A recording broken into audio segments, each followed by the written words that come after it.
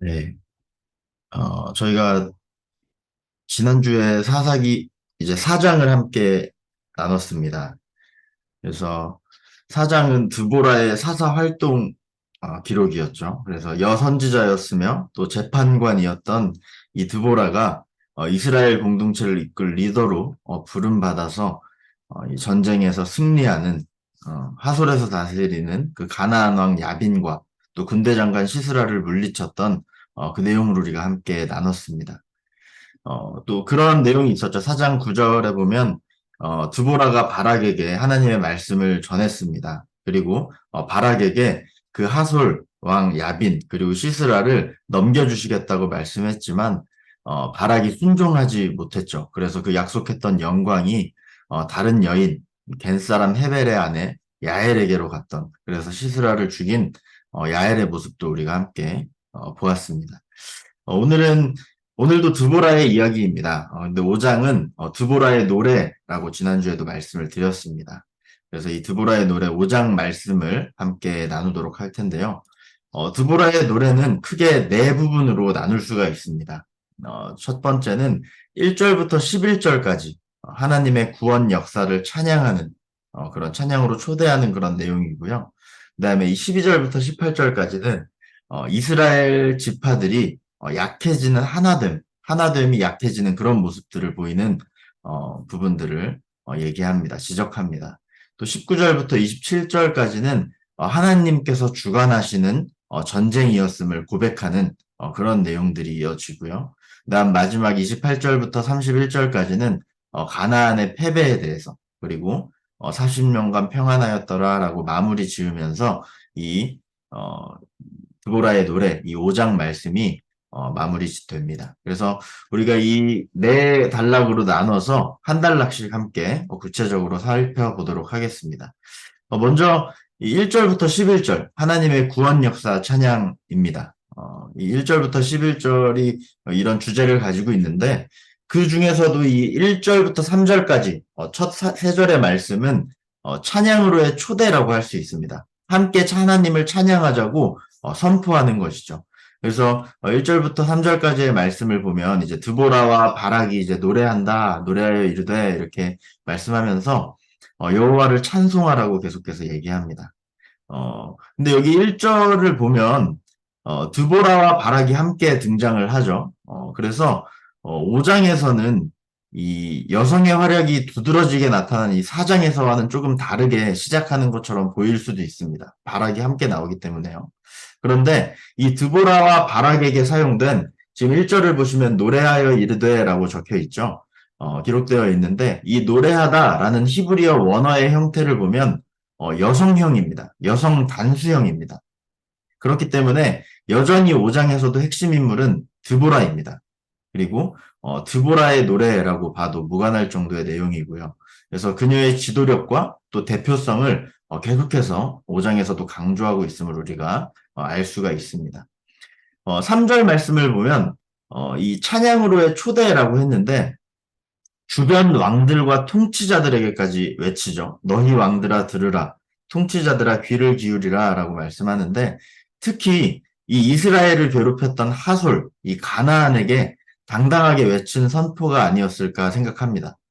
자신들의 밥이라 생각했던 이 이스라엘, 20년간 자신들의 밑에 있었던 이 이스라엘이 지금 하나님의 도우심으로 크게 승리하고 기쁨의, 승리의 개가를 부르고 있는 것이죠. 그렇기 때문에 주목하고 함께 모여서 찬양해라. 이렇게 크신 하나님이 우리 하나님이다라는 것을 지금 기쁜 마음으로 이렇게 선포하고 있는 겁니다. 그래서 계속되는 4, 5절 말씀에서 드보라는 찬양합니다. 계속 이스라엘의 역사에 임하신 하나님을 노래합니다. 우리 4절, 5절 말씀을 함께 읽어보겠습니다. 4절, 5절입니다. 시작. 여호와여, 주께서 세일에서부터 나오시고 에돔 들에서부터 진행하실 때에 땅이 진동하고 하늘이 물을 내리고 구름도 물을 내렸나이다. 산들이 여호와 앞에서 진동하니 저 신의 산도 이스라엘의 하나님 여호와 앞에서 진동하였도다. 이 노래 가사에서, 찬양 가사에서 하나님께서 드보라를 사사로 택하신 이유를 우리가 찾아볼 수 있습니다. 전혀 문장들은 그렇지 않은데 그 속뜻을 우리가 살펴보겠다는 겁니다. 4절의 말씀을 보면 이 세일에서부터 나오시고 또 에돔들에서부터 진행하실 때에라는 문구와 또 5절 말씀에 보면 신의 산도 하나님 앞에서 진동했다라고 이렇게 문구가 되어 있죠. 이 말씀이 이스라엘이 출애굽했던 때 광야 여정 그 전체 그리고 특히 모세가 하나님의 율법을 받았던 곳이 어디죠? 바로 신의 산이죠. 그래서 이 이스라엘에게 있어서 정말 중요했던 그때를 상징적으로 표현한 말이라는 것을 우리가 알 수 있습니다. 세일, 에돔, 신의 산. 신명기 33장 1절, 2절 말씀을 보면 이게 모세의 고별 설교 중에 한 부분인데요. 2절 말씀을 보면 여호와께서 신의 산에서 오시고 세일산에서 일어나시고라고 말하죠. 여기서 이제 광야에서의 일들과 이 신의 산에서의 십계명을 받았던 그때를 떠올립니다. 이 신의 산 옆이 바로 세일산이고 거기가 에돔 지역입니다. 그래서 세일, 에돔, 신의 산이 의미하는 것은 출애굽한 이스라엘 백성의 여정과 특별히 십계명을 받았던 그 순간, 율법을 받았던 그 순간, 그리고 그 신의 산 자락에서 제사장 나라, 하나님의 제사장 나라가 되기로 했던 그 언약했던 순간을 의미하는 것이죠. 이 지금 우리가 읽었던 사사기 5장 4, 5절이 그렇습니다. 그렇다면 지금 드보라는 하솔에서 통치하는 가나안 왕 이 야빈과의 전투에서 승리한 후에 하나님을 찬양하는 이 노래에서 어떤 역사까지 거슬러 올라가는 거죠? 사사시대를 올라가서 가나안 땅 정복을 넘어서 40년 광야 생활과 출애굽의 역사까지 지금 거슬러 올라가서 이스라엘을 여기까지 인도하신 그 하나님의 역사를 되새기면서 하나님의 위대하심을 찬양하고 있는 것입니다. 처음 사사기에 대해서 제가 첫 번째 시간에 함께 설명하면서 이스라엘 성경 구분 안에 구약 성경을 구분하는 그 유대인들의 구분에서 사사기가 어디에 속한다고 말씀을 드렸죠? 바로 예언서에 속한다고 말씀을 드렸습니다. 그리고 이 예언자들의 역할이 미래를 보고 앞으로의 일들을 예측하는 것뿐만 아니라 이스라엘 사람들이 잊었던 옛날에 그 율법 받았던 그 율법과 하나님과의 약속을 다시 상기시키는 역할을 한다고 했죠. 그래서 과거의 역사를 통해서 현재와 현실을 직시하게 하고 미래를 믿음으로 준비하는 데 있다고 그 예언서의 역할에 대해서 말씀드렸습니다. 그러니까 드보라는 지금 과거를 통해서 지금 현재와 미래까지도 찬양하는 것입니다. 출애굽의 역사를 알고 이스라엘 민족의 역사 의식을 가진 선지자가 바로 드보라였습니다. 그랬기 때문에 지금 사사시대의 백성들이 겪는 고난의 이유와 과거 선조들이 출애굽 때에 광야 때에 그 하나님께 불순종하고 징계를 받던 때와 지금 현재가 별반 다르지 않다는 것을 드보라는 알 수 있었겠죠. 그래서 이 역사를 바로 알고 과거를 통해서 현재의 모습을 반영하고 또 문제점을 찾아내고 앞으로 행하실 하나님을 찬양하는 이 드보라를 하나님께서는 사사로 사용하신 것입니다. 이어서 6절에서 8절까지는 가나안의 압제와 드보라의 등장을 기록합니다. 드보라 자신이 어떻게 등장했는지를 기록하는데 사사기 5장 이 6절에서 7절 말씀을 한번 보면 이 가나안이 압제할 때에 이스라엘이 큰 어려움을 겪었던 것을 기록하고 있습니다. 그래서 6절 하반절을 보면 지금 대로가 비었고 길의 행인들은 오솔길로 다녔다라고 말하고 있죠. 대로, 큰 길입니다. 대로가 비었다는 것은 무역을 하는 상인들이 사라졌음을 의미하는 겁니다. 무역을 하던 상인들이 사라졌다. 곧 경제적인 어려움에 처한 애처로운 이스라엘의 상황을 지금 상징하는 겁니다. 그러면 이어서 행인들은 오솔길로 다녔다고 했죠. 가나안 사람들이나 노력하는 자들의 괴롭힘을 피하기 위해서 큰 길, 대로를 두고 오솔길, 좁은 샛길로 조용히 다녔던 겁니다. 굉장히 불쌍한 처지에 있는 거죠. 또 이어지는 7절 상반절을 보면 마을 사람들이 그쳤다라고 표현하죠. 이 말씀을 현대인의 성경으로 보면 이스라엘에는 마을 사람들이 그쳤으니 라는 말씀을 현대인의 성경으로 보면 이스라엘의 농촌이 버림을 당했을 때라고 표현합니다. 그러니까 마을 사람들이 그쳤다는 이 묘사는 농사조차 짓기 어려워서 사람들이 줄어들었음을 의미를 합니다. 그러니까 농사조차 짓기 어려웠기 때문에 농촌이 버림받았다라고 표현하는 거죠. 그러니까 그때 농촌이 버림받는 것과 지금 이 시대의 농촌이 버림받는 건 굉장히 다릅니다. 지금은 이제 농사 짓는 사람들이 많이 없어지는 거는 도시로 계속해서 오고 있기 때문에 그렇죠. 농사가 주된 일이 아니기 때문에 그렇습니다. 그런데 그때 당시에는 농사가 가장 중요하고 의식주를 해결하는 가장 큰 일이었잖아요. 그런데 그 농사조차 짓기 어려웠다라는 것은 정말 어, 힘들었음을 의미하는 거죠. 그러니까 6, 7절 말씀을 종합해 보면 이 시대의 이스라엘은 장사할 사람도 없고 물건을 살 사람도 없이 경제적으로 굉장히 어려웠고 또 사람들은 가나안의 횡포를 피해서 큰 길로 못 다니고 작은 길로 다닐 만큼 위축되어 있었고 농사조차 짓기 어려워서 먹고 사는 데까지 큰 어려움이 있었다라고 정리할 수 있습니다. 그런데 7절 하반절을 보면 어떻죠? 그때 하나님께서 드보라를 세우시는 겁니다. 우리 7절 말씀만 함께 읽겠습니다. 7절입니다. 시작. 이스라엘에는 마을 사람들이 그쳤으니 나 드보라가 일어나 이스라엘의 어머니가 되기까지 그쳤도다.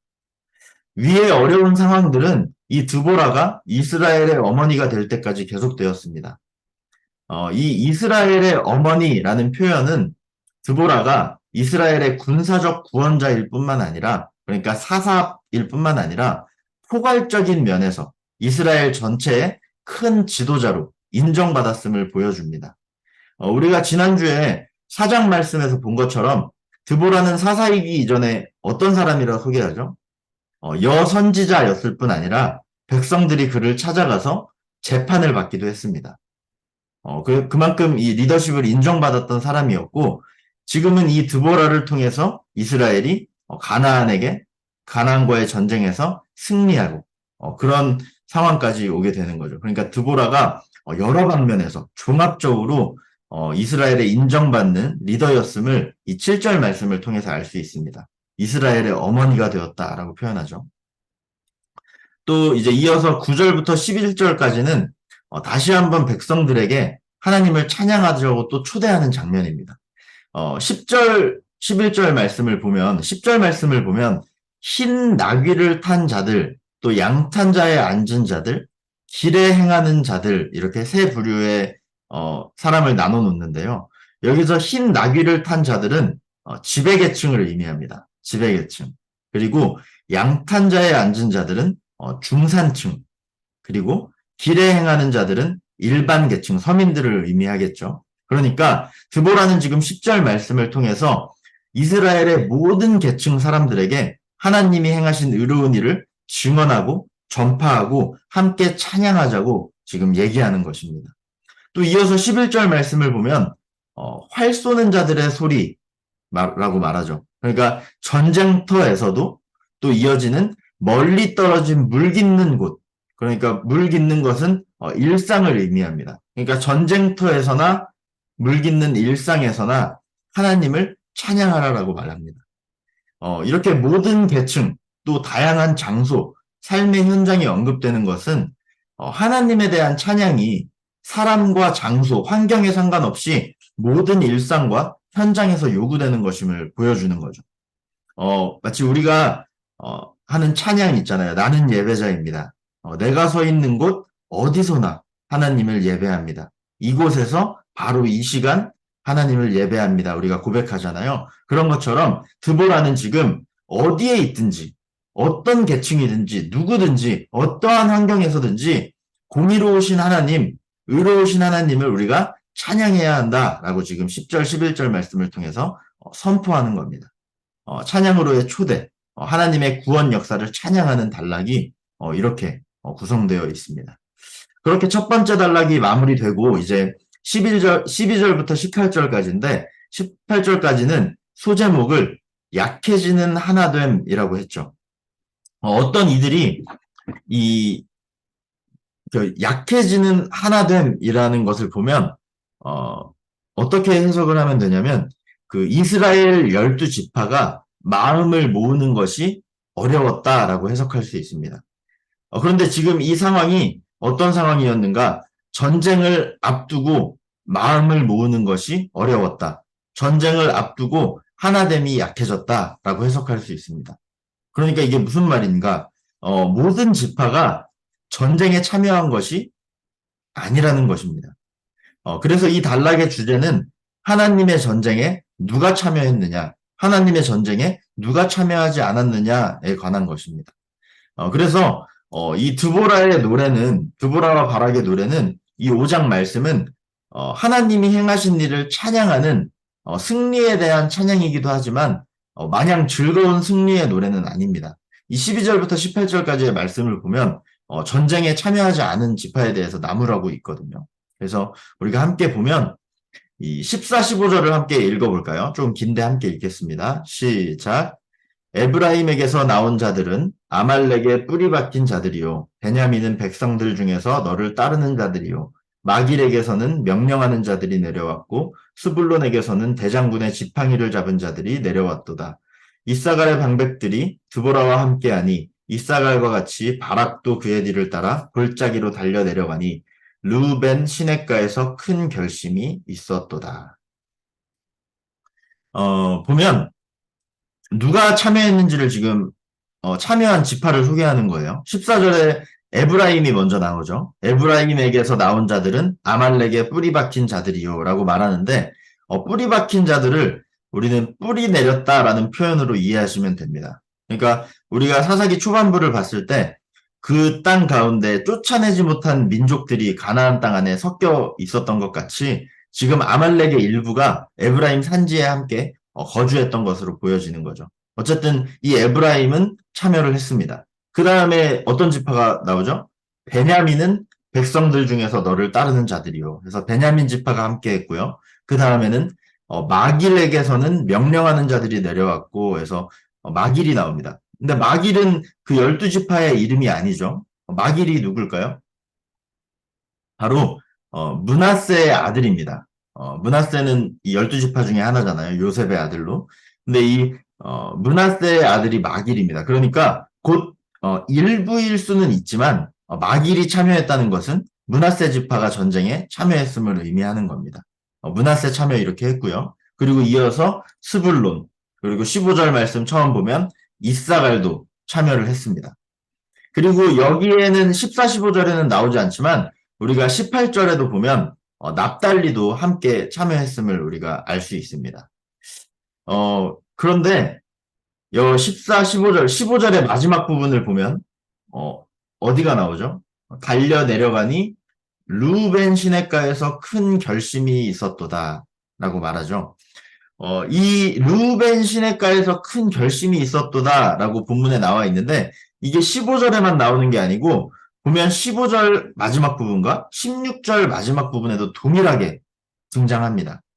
그래서 큰 결심이 있었다라는 걸 보면 르우벤이 어떻게 한 것 같아요? 르우벤도 전쟁에 큰 결심을 하고 참여한 것처럼 보여지죠. 그런데 우리가 16절 말씀을 그냥 쭉 읽어보면 큰 결심을 했다고 해석했을 때 좀 어색한 문장이 되는 걸 우리가 보게 됩니다. 네가 양의 우리 가운데에 앉아서 목자의 피리 부는 소리를 들으면 어찌 됨이냐. 르우벤 시냇가에서 큰 결심이 있었도다. 네가 양의 우리 가운데 그냥 앉아서 목자의 피리 부는 소리를 그냥 듣고 있는데 그게 어떻게 된 거야. 그런데 르우벤 시냇가에서 큰 결심이 있었도다. 조금 어색하죠. 그래서 이 마지막 부분, 르우벤 시냇가에서 큰 결심이 있었도다를 다른 성경 번역으로 같이 한번 보면 개역개정 새번역 현대인의 성경으로 함께 봅니다. 그러면 저희가 보는 성경이 이제 개역개정이죠. 새번역을 보면 이렇게 말합니다. 15절에서는 그러나 르우벤 지파 가운데서는 마음에 큰 반성이 있었다. 16절 르우벤 지파에서는 마음에 큰 반성을 하였다. 일단 큰 반성을 했다는 말은 참여를 한 것에 가까울까요? 안 한 것에 가까울까요? 반성을 했다니까 안 한 것에 가깝겠죠. 그런데 이게 현대인의 성경을 보면 더 확실해집니다. 15절 보면 르우벤 지파는 망설이다가 내려가지 않았다. 16절에 르우벤 지파는 이리저리 망설이며 번민하였네 라고 기록하죠. 그러니까 큰 결심이 있었다고 번역된 표현은 르우벤이 전쟁에 참여하기로 결단했다는 의미가 아니고 이들이 큰 고민에 빠졌었고 망설였지만 번민했지만 결국 내려가지 않았다라는 것을 의미합니다. 그래서 종합해 보면 14, 15절을 쭉 보면 에브라임, 베냐민, 므낫세, 스불론, 이사갈, 납달리는 전투에 함께 참여했습니다.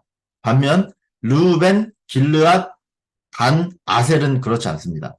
길르앗은 갓지파를 의미합니다. 그 갓지파 지역이 길르앗 지역이었습니다. 그래서 갓지파를 가리키는 말입니다. 르우벤, 길르앗, 단, 아셀 이렇게 참여하지 않았고 여기에 심지어 유다 지파와 시므온 지파는 아예 언급조차 되지 않았습니다.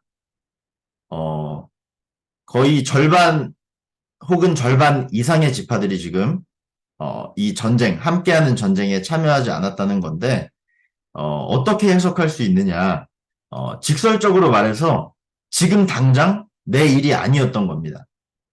그러니까 이 지파들은 당시의 가나안의 압제로부터 직접적인 영향을 받은 지역이 아니었던 것으로 추정하는 거죠.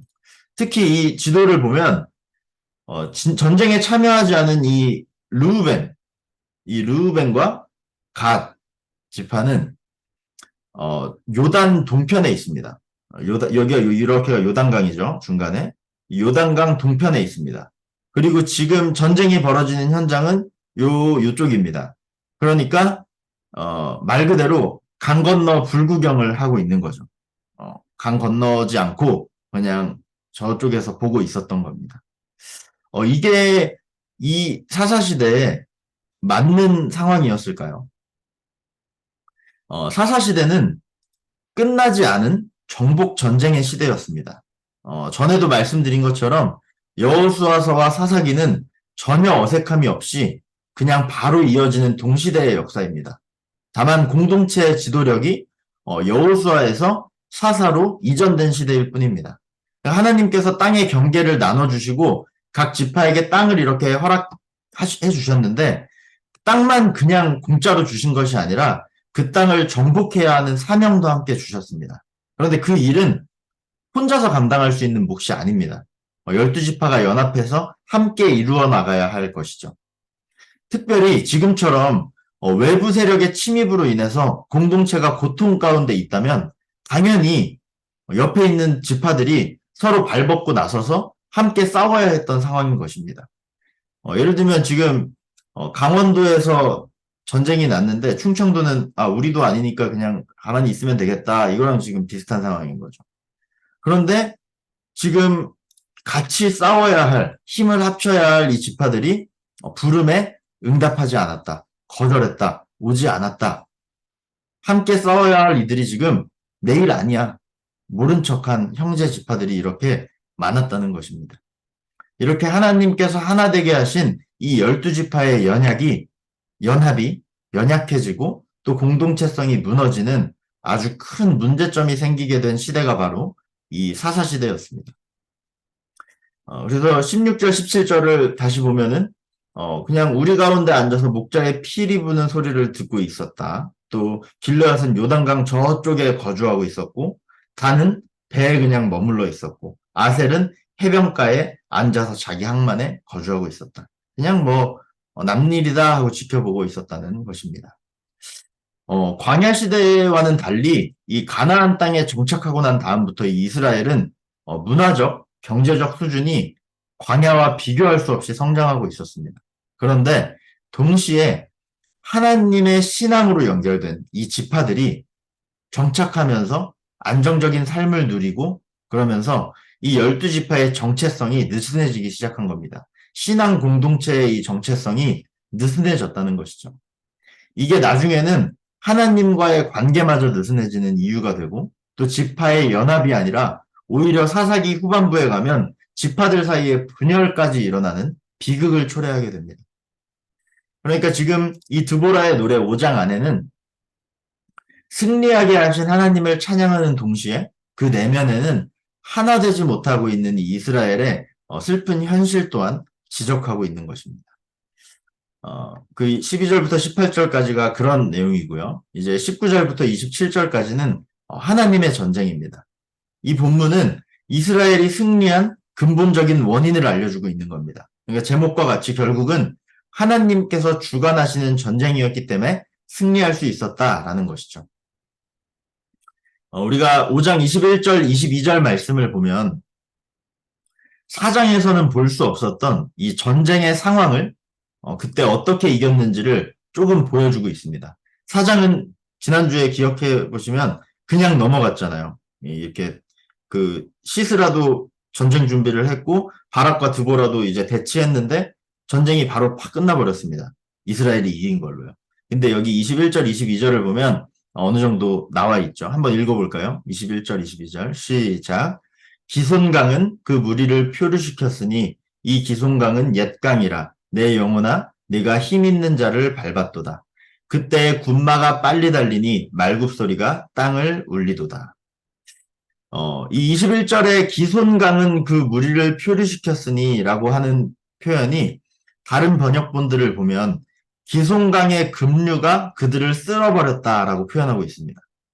그러니까 수많은 군사와 그 900대의 철병거, 그렇게 강력한 전투력을 이긴 것이 기송강이 그 무리를 그들을 쓸어버렸기 때문입니다.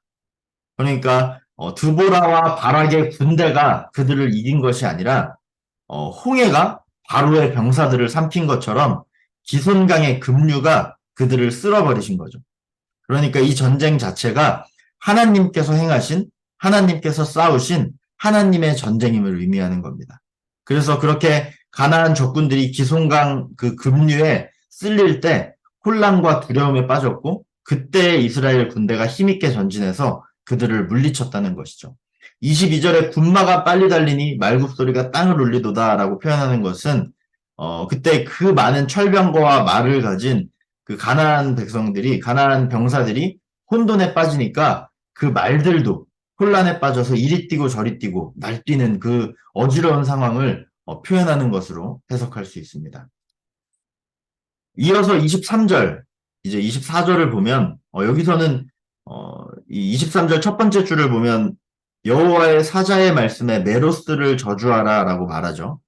이 메로스를 저주하는데 이 메로스가 성경 다른 곳에 전혀 등장하지 않는 지명입니다. 그래서 여기서만 딱 등장하거든요. 그래서 정확한 위치는 알 수 없습니다. 그런데 아마도 이 드보라 전쟁 상황 가운데 나온 걸 보면 당시 전쟁이 벌어지던 그 지역 가까이에 있었지만 아까 르우벤, 뭐 갓지파처럼 그 몇몇 지파들과 같이 함께 싸우자는 요청을 거절하고 전쟁을 돕지 않았던 것 같습니다. 그러니까 지금 거듭거듭 저주를 하고 있잖아요. 그런데 이 23절에 메로스를 저주하는 장면은 바로 다음 절에 24절 야엘을 축복하는 것과 큰 대조를 이룹니다. 그러니까 메로스는 변절했죠. 돕지 않았습니다. 근데 야엘은 애국했습니다. 애국적인 행동을 이 둘의 행동을 대조하면서 메로스에는 거듭 저주를 야엘에 대해서는 거듭 축복을 대조적으로 선포하고 있습니다. 이로 인해서 이 야엘이 한 행동들이 더욱 주목을 받고 인정받게 되는 것을 우리가 보게 되고요. 사실 이 야엘, 사실 사장에서는 이 야엘에 대해서 그 이름 말고 그 겐사람 헤벨의 아내다라는 이름 소개 말고는 별다른 언급이 없었습니다. 그런데 사장 9절에서는 심지어 그냥 한 여인으로 나왔죠. 한 여인, 그냥 여인 시스라를 여인의 손에 넘기겠다라고 나왔고요. 그런데 오늘 본문에서는 이 야엘의 중요함과 귀함에 대해서 복에 복을 더하면서 명확히 진술하고 있습니다. 24절을 보면 야엘은 다른 여인들보다 복을 받을 것이니 장막에 있는 여인들보다 더욱 복을 받을 것이로다. 이렇게 복을 받을 것이라고 거듭 축복하고 있죠. 그만큼 야엘의 그 결단과 행동이 이 전쟁에서 큰 비중을 차지하고 있었음을 보여줍니다. 그래서 이 24절 이후에 25, 26, 27절 말씀은 우리가 지난주에도 나눴던 이 야엘이 시스라를 죽이는 장면입니다.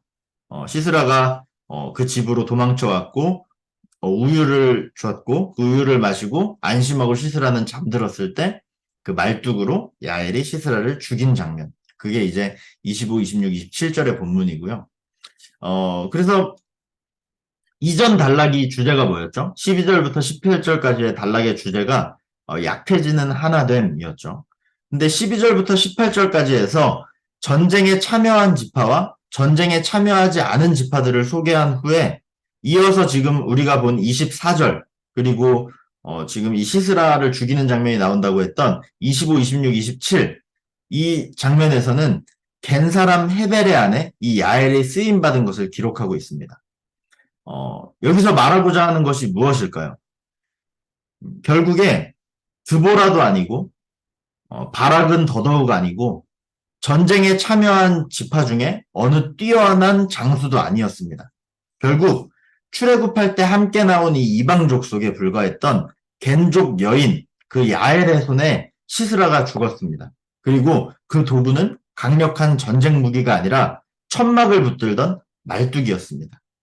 그러니까 여러 지파가 참여했고 드보라가 있었고 바락도 있었지만 그 이스라엘 안에서 이 시스라를 죽인 인물이 나온 것이 아니라 결국 이 이방 여인의 손에 시스라가 죽었음을 강조하는 것이죠.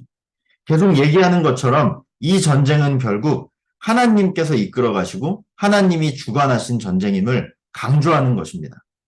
12지파가 여호와 하나님 앞에 연합하지 않았죠.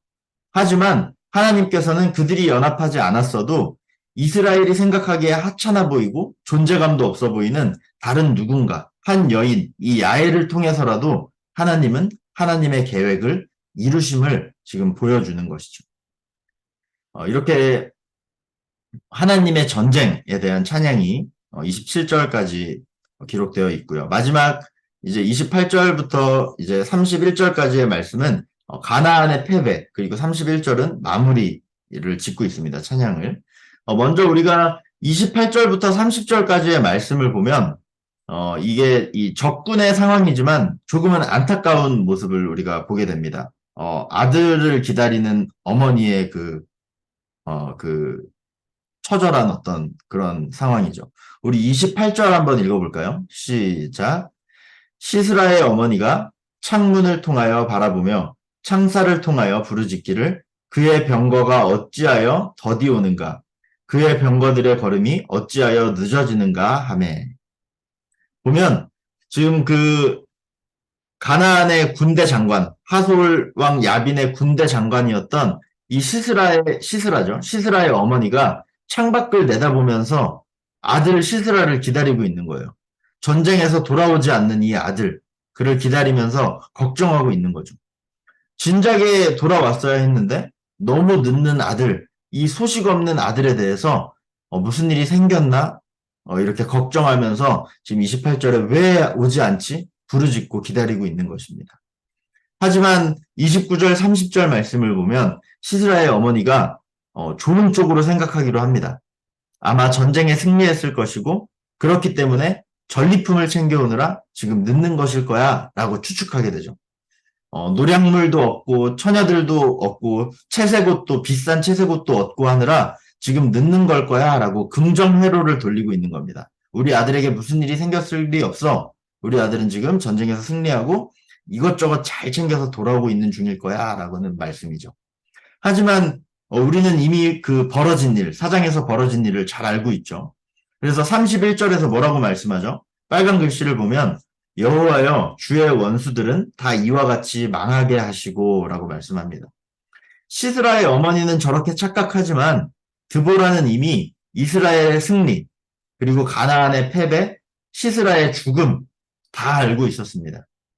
시스라 어머니의 착각 바로 뒤에 나오는 이 5장 31절의 상반절 주의 원수들은 다 이와 같이 망하게 하시고 라는 기원은 이 드보라의 간구는 이 시스라 어머니의 착각에 담긴 허망함과 어리석음을 강하게 드러내고 있습니다. 지금 아들은 잘 이겼고 돌아오고 있을 거야 라고 생각하지만 이미 주의 원수들은 망했음을 말하고 있는 거죠. 우리 31절을 다 함께 다시 한번 읽어볼까요? 31절입니다. 시작. 여호와여 주의 원수들은 다 이와 같이 망하게 하시고 주를 사랑하는 자들은 해가 힘있게 돋음같게 하옵소서 하니라. 그 땅이 40년 동안 평온하였더라. 드보라의 시는 이 시스라 어머니의 말에서 다시 여호와를 향한 간구로 돌아오면서 끝이 납니다. 그래서 마지막 찬양은 여호와를 사랑하는 사람과 사랑하지 않는 원수의 운명이 대조되기를 바라는 간구로 마치고 있죠. 원수들은 이와 같이 망하게 하시고 주를 사랑하는 자들은 힘있게 해달라라고 간구합니다. 그리고 마지막으로 드보라의 승리를 통해서 이스라엘이 누리게 된 이 40년의 평화를 언급하면서 찬양시 5장이 끝을 맺습니다. 드보라가 있는 동안 40년 동안 평안하였더라라고 말하면서 끝을 맺죠. 드보라가 이렇게 4장, 5장을 통해서 위대한 사사로 또 하나님의 영이 임한 사사로 쓰임받는 것을 우리가 지난주부터 2주간 걸쳐서 보았습니다. 드보라가 여러 사사들 중에서 유명한 이유가 뭘까요? 귀하게 쓰임받아서? 그런데 그렇게 따지면 귀하게 쓰임받은 사사는 드보라 말고도 많이 있습니다. 앞서 살펴본 온니엘, 에훗, 삼갈 모두 하나님께 귀하게 쓰임받은 하나님의 영이 임한 사사들이었습니다. 그렇다면 앞서 살펴본 그 3명의 사사들의 닉네임을 붙여본다면 어떨까요? 별명. 온니엘 하면 뭐가 떠오르시나요? 초대 사사, 첫 번째 사사, 모범적인 사사 이렇게 말할 수 있겠죠. 에훗은 어떤 별명이 떠오르나요? 당연히 왼손잡이 에훗이라는 별명이 떠오르고요. 삼갈은 소모는 막대기, 소모는 막대기로 600명을 블레셋 600명을 이겼으니까요.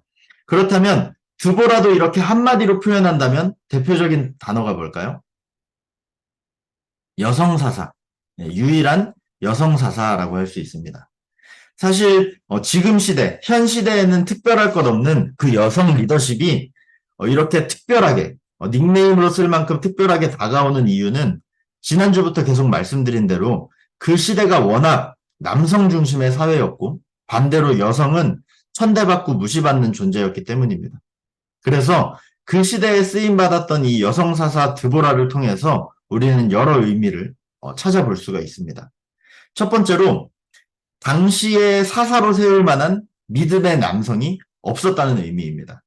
우리가 바락의 모습만 봐도 그렇잖아요. 바락에게 하나님께서 너의 손에 시스라를 넘겨주셨다. 얼른 가서 싸워라라고 하지만 드보라가 같이 가야 가겠습니다. 라는 그런 모습을 볼 때 그렇게 세울 만한 남자가 없었다라는 것을 우리가 알 수 있는 거죠. 드보라를 제외하고 모든 사사기에 등장하는 11명의 사사가 모두 남자잖아요. 그리고 이전에 이스라엘 역사만 보더라도 대표로서 여성이 세워졌던 적이 없습니다. 다 여호수아, 모세, 그렇게 야곱, 아브라함 이렇게 다 남자 리더들이 있었죠. 성경 자체가 여성을 만만하게 보거나 무시하지는 않지만 그때 시대적 그 문화적 특성을 감안하고 가야 되기 때문에 대표의 자리는 남성이 맡는 것이 일반적이었습니다.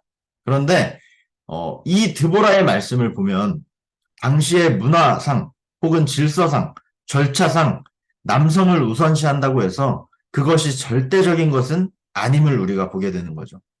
앞서 나눈 것처럼 하나님께서는 남자를 세우시는 것이 아니라 믿음의 사람을 세우시기 때문에 그렇습니다. 그랬기 때문에 드보라가 선지자로, 재판관으로, 공동체를 이끄는 리더로, 이스라엘의 어머니로 하나님 앞에 크게 쓰임받았던 것입니다. 지금까지 우리가 봤던 그 사사들 중에 분량이 제일 많죠. 분량으로 그 업적을 표현을 다 하는 것은 아니지만 그만큼 드보라가 한 일이 많습니다. 두 번째는 우리가 이 드보라가 사사로 쓰임받았음을 보면서 연약한 자를 세우시는 하나님을 우리가 보게 됩니다. 이것도 지난주에 잠깐 나눴던 것인데 하나님께서는 연약한 자를 사용하셔서 하나님의 영광을 나타내시는 것을 좋아하십니다. 특별히 4장 9절에서 바락과 함께 언급되는 이 무명의 여인, 그 무명의 여인이 시스라를 죽일 것을 말씀하시죠. 그래서 4장 9절을 우리가 성경책 있으시면 펴보시면 4장 9절을 지난주에도 살펴봤는데 하나님의 명령 앞에 온전히 순종하지 못하는 이 바락에게 드보라가 말합니다. 네가 이번에 가는 길에서는 영광을 얻지 못하리니 이는 여호와께서 시스라를 누구의 손에 파실 것임이니라 여인의 손에 파실 것임이니라 라고 말하죠. 물론 이 구절의 그 여인은 후반부에 야엘로 등장을 합니다. 그런데 어쨌든 여기서 이 바락과 한 여인이 대조되는 거예요. 바락이 원래 영광을 받을 것이었는데 바락이 순종하지 못하고 그 영광이 야엘에게로 넘어갔다는 거죠. 그런데 이 바락과 야엘은 남자와 여자로 대조되는 것이 아닙니다. 성경에서 말하고자 하는 것은 강자와 약자입니다. 그 시대의 남성과 여성이 강자와 약자로 대변되는 존재였다는 겁니다. 그래서 4장, 5장, 이 여사사 드보라 본문의 핵심이 무엇이냐? 남성이 없고 여성이 있었다라는 결론이 아니고요. 남자가 무너졌고 여자가 쓰임받았다라는 결론이 아닙니다. 하나님께서 약자를 들어 쓰셨다라는 결론을 낼 수 있는 거죠. 사회적으로 강하다고 여겨지는 사람은 문제를 해결하지 못했지만 하나님께서는 의외의 인물, 약자를 통해서 문제를 해결하시고 그를 통해 영광 받으시는 모습을 보여주십니다. 쉽게 말해서 세상의 기준으로 보는 강자가 아닌 약자를 들어 쓰신 하나님입니다. 그러니까 결국 누가 더 강한가에 대한 답은 사회적 질서나 무슨 타고난 출생, 남자, 여자 이런 성별 등에 의해서 세워지는 것이 아니라 하나님께서 사용하시는 자라는 것을 명확히 하시는 것이죠. 그래서 우리가 생각해 보면 사실 이 이스라엘도 항상 이런 약자의 위치에 있었습니다. 그들은 스스로 강한 것이 강했던 적이 하나도 없는 나라입니다. 출애굽 때에도 출애굽한 이유도 애굽에게 눌려 있었기 때문이죠. 출애굽 때에도 광야 40년 생활도 가나안 정복 때에도 또 지금 사사 시대에도 이 모든 순간순간 이스라엘은 하나님이 없었다면 결국에 이리 치이고 저리 치이는 약소국밖에 되지 않았을 것입니다. 결국에 하나님이 함께 하시지 않았다면 그냥 역사 속으로 사라진 구전으로만 전해지는 고대의 한 국가가 되었을 수도 있습니다. 하지만 약할 때 강함 되시는 하나님께서 때마다 이스라엘을 붙드시고 견고하게 세우신 것이죠. 이스라엘의 강함이 오직 하나님을 온전한 믿음으로 따라가는 것에 있었듯이 이스라엘의 강함이 오직 하나님을 따라가는 것에 하나님을 믿었을 때 이들이 강해졌듯이 우리 역시 그 역사와 마찬가지입니다. 하나님의 말씀들을 통해서 연약한 자를 들어 쓰시는 그 하나님, 세상이 말하는 강함보다 더욱 충만하게 채우시는 그 하나님을 경험할 수 있기를 축복합니다. 시대의 기준, 문화, 풍조에 휩쓸려서 하나님을 저버리는 그 사사시대와 같은 실수를 하지 않고 오직 하나님의 말씀으로 우리의 믿음을 더욱 굳건하게 하는 저와 여러분의 신앙 여정이 되기를 소망합니다. 오늘로 이 드보라를 끝으로 사사기 1편은 마치겠습니다. 원래는 다음 사사가 기드온이라서 전반부까지 하려고 했었습니다. 기드온이 딱 제가 나눈 주제 중간에 걸려 있습니다. 첫 번째가 하나님의 영이 임한 사사들이고 두 번째가 스스로 왕이 된 사사들이죠. 오늘까지 우리가 나눈 이 온니엘, 에훗, 삼갈, 드보라 모두 하나님께 귀하게 쓰임받는 사사들입니다. 그리고 기드온도 그랬죠. 그런데 기드온은 말년이 좋지 않았잖아요. 초반에는 하나님의 영이 임하여서 기드온과 300용사 그 신화를 만들었지만 말년에는 스스로 왕이 된 듯한 모습을 보여주었고 그 가문이 몰락하게 됩니다. 그래서 다음번 사사기 2편 스스로 왕이 된 사사들 이 편을 나눌 때는 기드온부터 함께 살펴보도록 하겠습니다. 제가 기도하고 마치겠습니다. 사랑의 하나님 감사합니다. 오늘까지 이렇게 사사기 첫 번째 시간들을 통하여서 하나님께서 세우신 하나님의 영이 임한 사사들을 함께 돌아보며 하나님의 말씀을 나누고 또 깨닫게 하시니 감사합니다. 주님, 정말 악했던 그 시대 하나님께서 베풀어 주신 그 은혜를 저버리고 우상숭배했던 그 시대를 보면서 우리의 삶을 되돌아보게 하여 주옵소서. 우리의 삶 가운데는 하나님의 은혜에 감사하지 못하고 세상의 다른 것들을 쳐다보고 내 마음의 중심을 하나님에서 다른 것으로 옮기지는 않았는지 우리의 삶을 돌아보게 하여 주옵소서. 그리하여 그 암흑기와 같은 그 시대 속에서도 하나님의 사람들이 쓰임 받았던 것처럼 우리도 마음을 그 중심을 단단히 믿음으로 견고하게 세우고 하나님께 귀하게 쓰임 받는 사사들과 같은 그런 하나님의 영이 임하는 삶을 살아갈 수 있도록 이끌어 주시옵소서. 감사드리며 예수님의 이름으로 기도합니다. 아멘. 감사합니다. 수고하셨습니다. 수고하셨습니다. 감사합니다.